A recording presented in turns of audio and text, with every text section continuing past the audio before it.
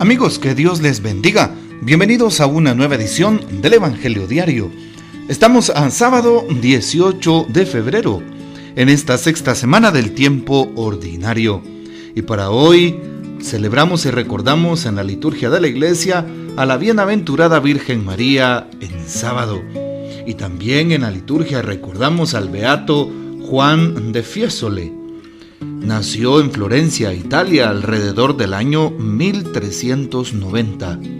Apodado Angélico por ser pintor de temáticas religiosas y por la serenidad de sus obras, entre las que se destacan los famosos frescos de San Marcos de Florencia.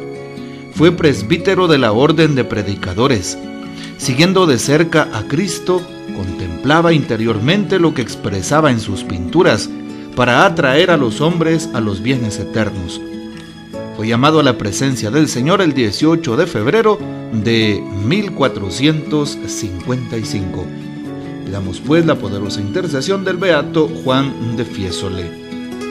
Para hoy tomamos el texto bíblico del Evangelio según San Marcos, capítulo 9, versículos del 2 al 13. En aquel tiempo, Jesús tomó aparte a Pedro, a Santiago y a Juan. Subió con ellos a un monte alto y se transfiguró en su presencia. Sus vestiduras se pusieron esplendorosamente blancas, con una blancura que nadie puede lograr sobre la tierra. Después se les aparecieron Elías y Moisés conversando con Jesús. Entonces Pedro le dijo a Jesús: Maestro, que a gusto estamos aquí. Hagamos 3 chozas, una para ti, otra para Moisés y otra para Elías. En realidad no sabía lo que decía porque estaban asustados. Se formó entonces una nube que los cubrió con su sombra, y de esta nube salió una voz que decía: Este es mi Hijo amado, escúchenlo. En ese momento miraron alrededor y no vieron a nadie sino a Jesús, que estaba solo con ellos. Cuando bajaban de la montaña, Jesús les mandó que no contaran a nadie lo que habían visto, hasta que el Hijo del Hombre resucitara de entre los muertos. Ellos guardaron esto en secreto, pero discutían entre sí qué querría decir eso de resucitar de entre los muertos. Le preguntaron a Jesús: ¿por qué dicen los escribas que primero tiene que venir Elías?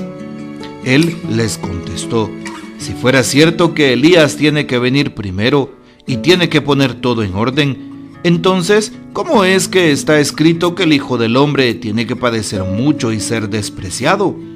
Por lo demás, yo les aseguro que Elías ha venido ya y lo trataron a su antojo como estaba escrito de él. Palabra del Señor, gloria a ti, Señor Jesús. Muy bien. Hoy también hemos escuchado en la primera lectura la carta a los Hebreos, capítulo 11, versículos del 1 al 7. Empezamos el capítulo sobre la fe. Se analiza a lo largo de todo este capítulo qué es la fe. La fe en nuestros primeros padres, la fe a lo largo de la historia de la Iglesia, en cada uno de los patriarcas, de los profetas, de los jueces. Y hoy se nos dice en el capítulo 11:1, la fe es la forma de poseer ya desde ahora lo que se espera, de conocer las realidades que no se ven. Ahí está la certeza de lo que se espera, la convicción de lo que no se ve. Hoy se nos invita a confiar, a creer. La primera lectura nos habla precisamente de eso, de lo que debe de ser la fe en un cristiano, la confianza puesta solamente en Cristo Jesús, nuestro Señor. Y por eso hoy alaba la fe de Abel, ¿sí?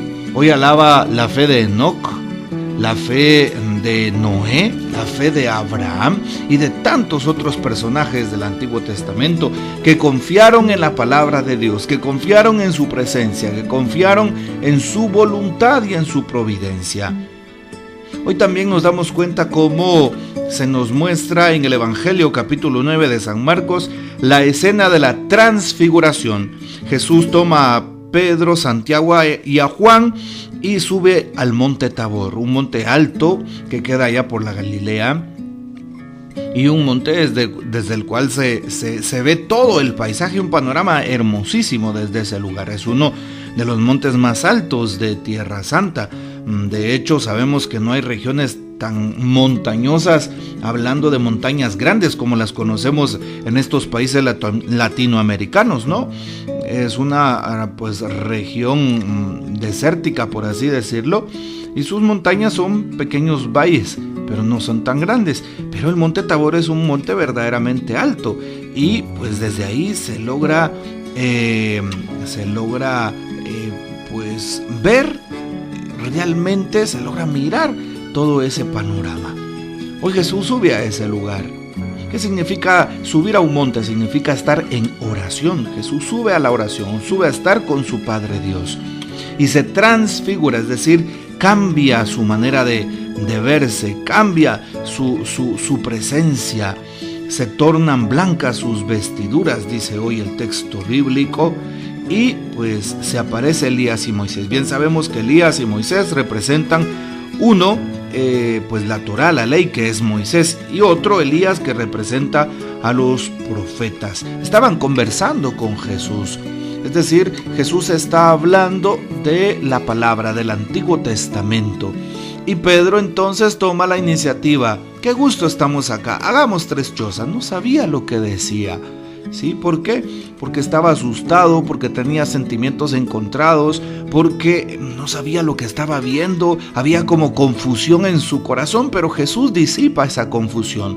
Cuando estamos confundidos frente a las situaciones difíciles de la vida, cuando estamos confundidos frente a aquello que nos está pasando, incluso si somos personas de iglesia, personas de servicio, personas activas, y nos está pasando algo confuso en la vida, pues nos sorprende, y entonces pensamos, ¿será que esto es de Dios? ¿O será que Dios no me ha dejado solo?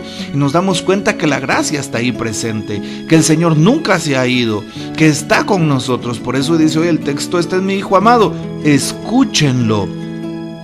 Es decir, la gracia de Dios que está siempre a nuestro lado.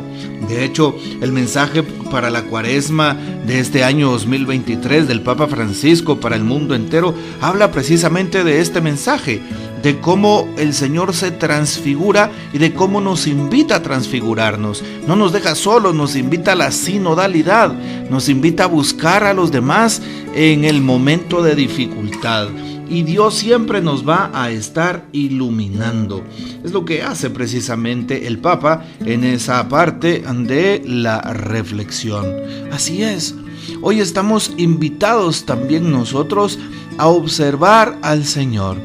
Y también estamos invitados a que podamos poner por obra la palabra que hemos recibido.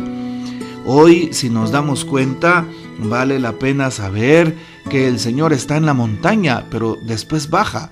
Aquellos apóstoles no solamente escucharon lo que decía el Señor, sino bajaron a su realidad, trataron de hacer obra, fueron con el prójimo. Esta es la invitación el día de hoy de la palabra que hemos recibido. El Papa Francisco, ¿qué dice al respecto del texto que vemos el día de hoy? Escuchar a Cristo, dice el Papa. La voz de orden para los discípulos y para nosotros es esta: escúchenlo, escuchen a Jesús. Es Él el Salvador, síganlo. Escuchar a Cristo, de hecho, comporta asumir la lógica de su ministerio pascual, ponerse en camino con Él, para hacer de la propia existencia un don de amor a los otros, en dócil obediencia con la voluntad de Dios, con una actitud de separación de las cosas mundanas y de libertad interior.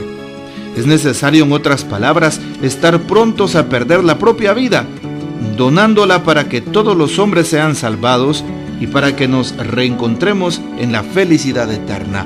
Es lo que nos dice el Papa sobre el Evangelio de este día. Bueno, pues estamos invitados a actuar movidos por esa ley de amor y de misericordia.